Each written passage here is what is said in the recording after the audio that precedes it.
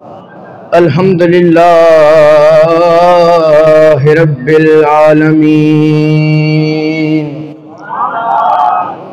वल आक़िबतु लिल मुत्तक़ीन वस्सलातु वस्सलामु अलैका या सय्यिदिल अंबिया वल मुरसलीन खातमन नबिय्यीन अला रहमतल लिल आलमीन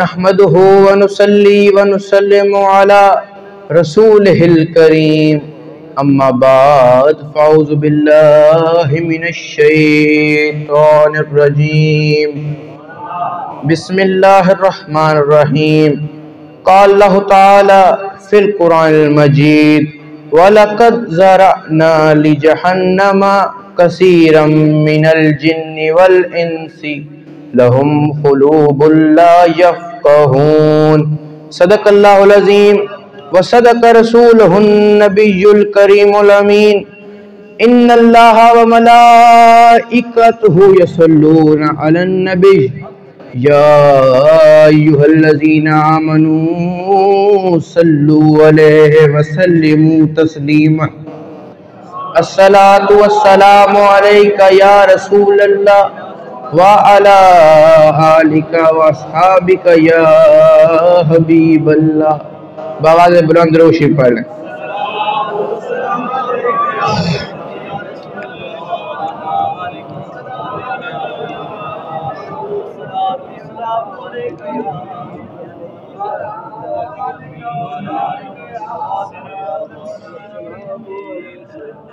इसमें गरामी जो शरफ़ लौह कलम है वो दिल पे रकम दिल पे रकम दिल पे रकम है।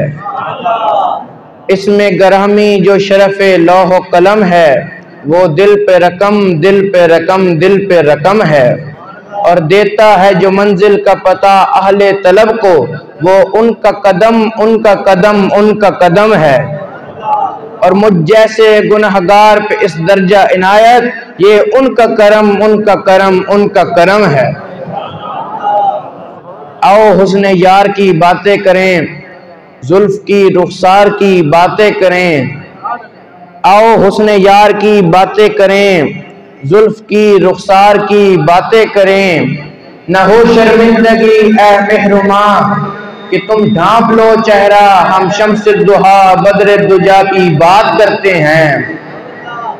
सुनहरे ख्वाब आते हैं सुनहरे दिन गुजरते हैं सुनहरे जालियों वाले पिया की बात करते हैं। दुनिया का हूँ तालिब न बहिश्ते अदनी का दीवाना हूँ मैं सैयदे मक्की मदनी का।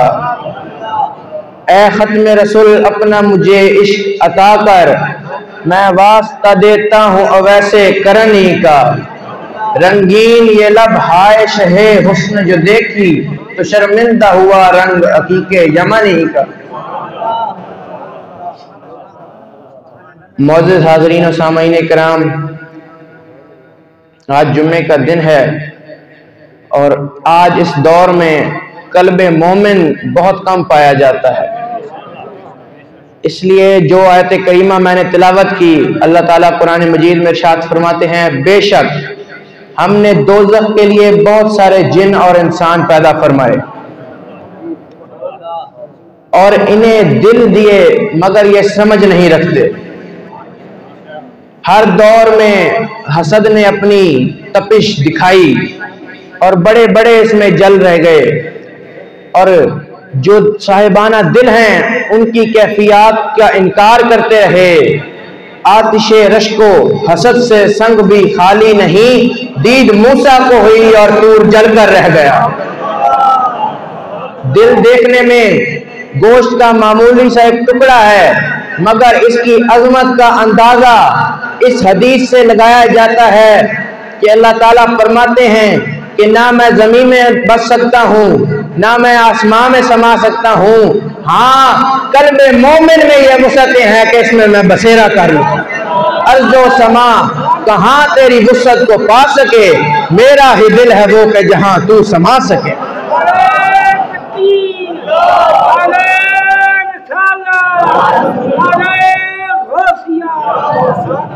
एक आरिफ का कौल है कि अर्श और सारी कायनात 10 करोड़ गुना हो जाए और उसे उठाकर कल्बे मोमिन में रख दिया जाए तो उसके दिल को कोई फर्क नहीं, क्योंकि उसके दिल से उस कदीम जात की राह गुजर है।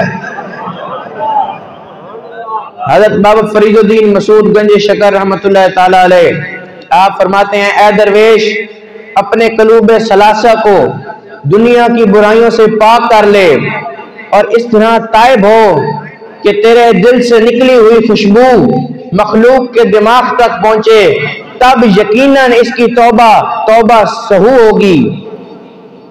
हजरत अमीरुल मोमिनीन हजरत अली अल मुर्तजा फरमाते हैं कि दिल की 3 किस्में हैं। कल्बे सलीम वो कल्ब है कि जिसमें अल्लाह की मार्फत के सिवा और कुछ ना हो। कल्बे मुनीब वो कल्ब है कि जिसमें दिल हर शय से मुंह मोड़ लेता है, हर चीज से ताल्लुक तोड़ लेता है और सिर्फ खुदा की याद में गुम हो जाता है। तीसरा कल्बे शहीद, इसमें दिल हर चीज में मुशाहिदा हक करता है। हुजूर गौसे आजम फरमाते हैं कि मैंने एक मर्तबा अल्लाह से पूछा, अर्ज की बारगाह में कि ऐ अल्लाह बता तेरा ठिकाना किधर है, आप किधर रहते हैं? तो हुक्म हुआ मैं इन दिलों के पास रहता हूं जो मेरे से मोहब्बत करते हैं और मेरी याद में वो वाक़ हो जाते हैं। इकबाल फरमाता है, गाफिल ता ज़ मर्द मुसलमा जदीद अम दिल दरमया सीना ओ बेगाना दिल अस, यानी मैंने मुसलमानों में से मुसलमान वाहिद ऐसा है कि जो इतनी गाफिल है कि अल्लाह ने उन्हें दिल जैसी अजीम नेमत अता की और उसका वो फायदा ना उठाते हैं और ऐसे ही बसर कर देते हैं जिंदगी। हुजूर ने फरमाया कि पूरे जिस्म में एक ऐसी जगह है, एक ऐसा गोश्त का लोदड़ा है जिसके जो खराब हो तो सारा जिस्म खराब, जो दुरुस्त हो तो सारा जिस्म दुरुस्त। तो अर्ज किया या रसूलल्लाह वो कौन सा जिस्म का हिस्सा है? तो आपने फरमाया सुन लो कि वो दिल है। अबू जहल बाहर से अपने आप को धोता रहा लेकिन अंदर से दिल साफ ना किया, लानती बन गया। हजरत बिलाल हबशी बाहर से काले थे, दिल साफ कर लिया, जन्नत की सैर के हकदार हो गए।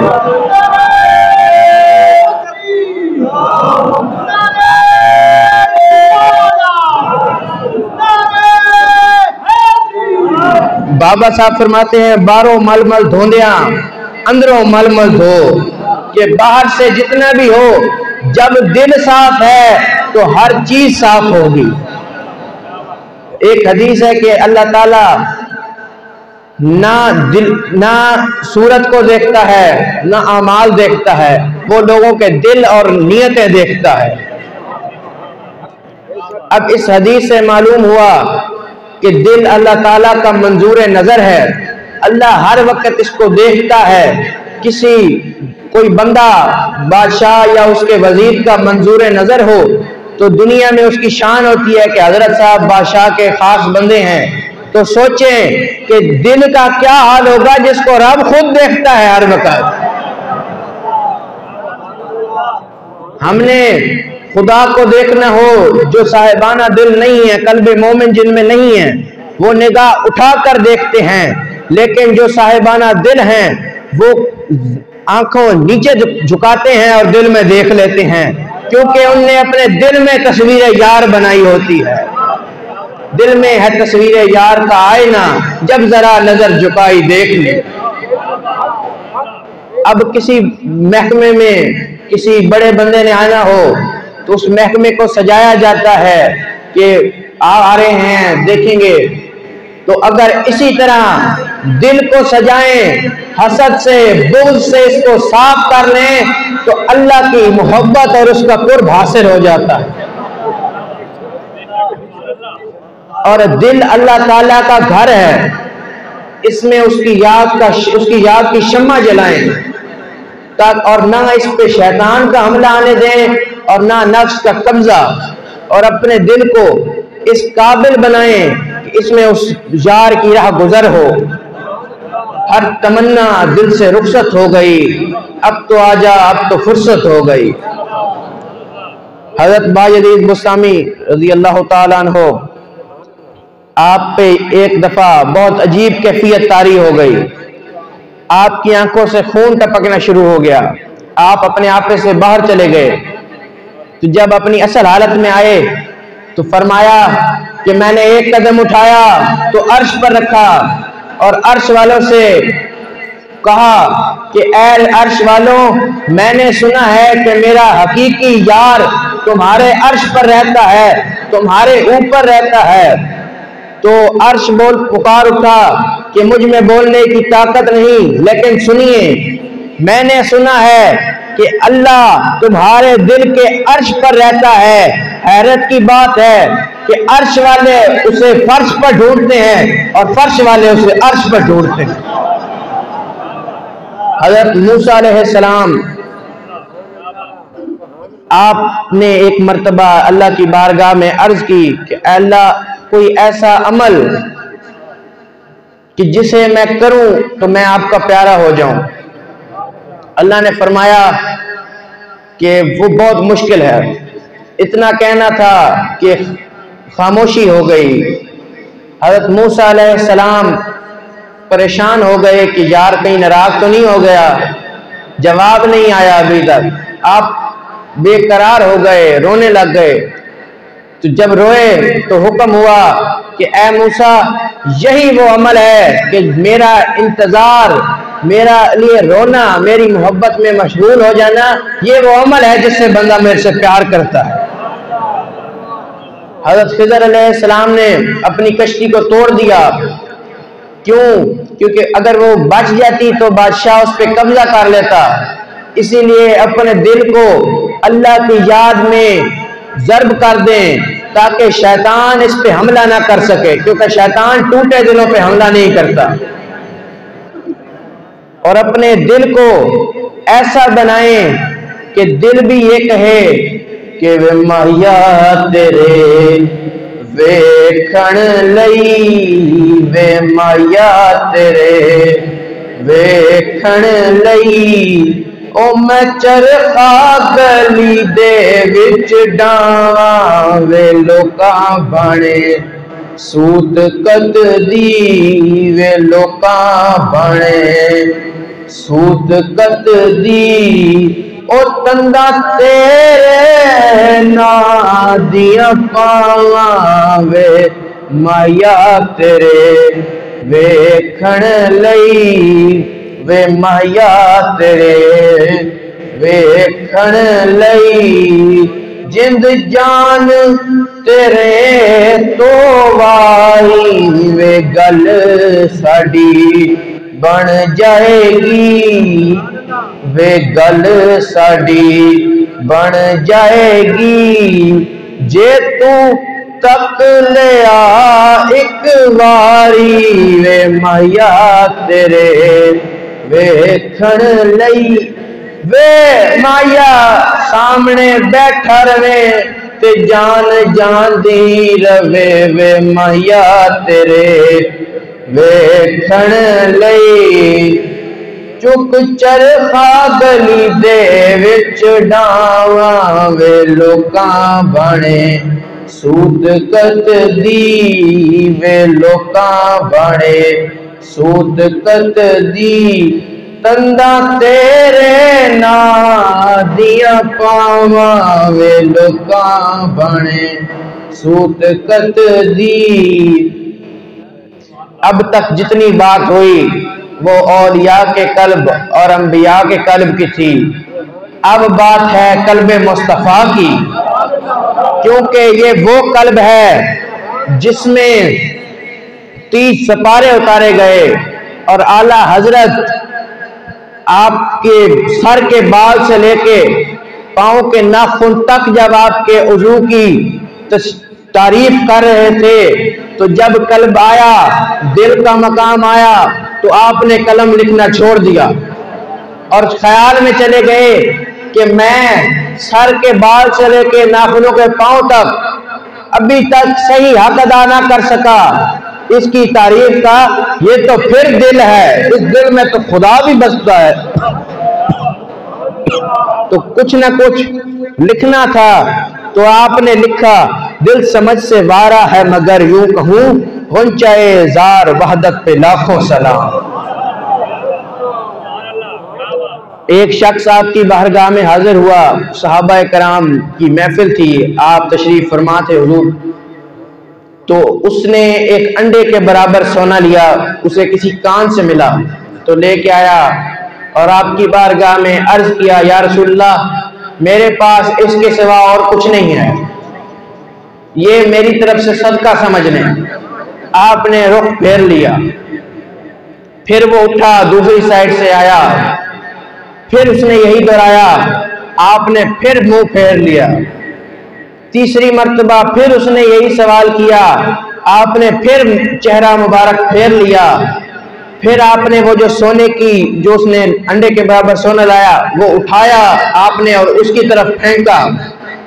अगर वो उसको लग जाता तो वो जख्मी हो जाता, इतना गुस्से से आपने फेंका। तो आपने फरमाया कि आप जितने हैं लोग, वो सारा अपनी मलकियत उठाते हैं और मेरे पास आते हैं और कहते हैं ये हमारी तरफ से सदका है, और फिर लोगों के सामने हाथ फैलाते हैं। सुन लो, सदके वो करे जिसके दिल अमीर हो। अमीर पैसा नहीं, अमीर से मुराद जिसका दिल सखी हो, सिर्फ वही सदका करे, उसके अलावा कोई सदका ना करे। अब यहाँ सवाल उठता है कि हजरत अबू बकर सदीक रजी अल्लाह ताला अन्हु ग़ज़वा तबूक के मौका पर घर से सुई तक उठा लाए और हुजूर की बारगाह में पेश कर दी। तो हुजूर ने उस वक्त ये क्यों नहीं फरमाया? क्योंकि आपने कहा, या रसूलल्लाह, सब कुछ आपकी बारगाह में हाजिर है, रहा मैं और मेरे घर वाले, उसके लिए अल्लाह और उसका रसूल ही काफी है। इस बंदे ने ये ना कहा कि अल्लाह और उसका रसूल काफी है। हजरत अबू बकर ने फरमा दिया कि अल्लाह और उसका रसूल काफी है, तो वो काफी है। फिर जो भी हो, रिज़्क़ देना खुदा और उसके रसूल का काम है।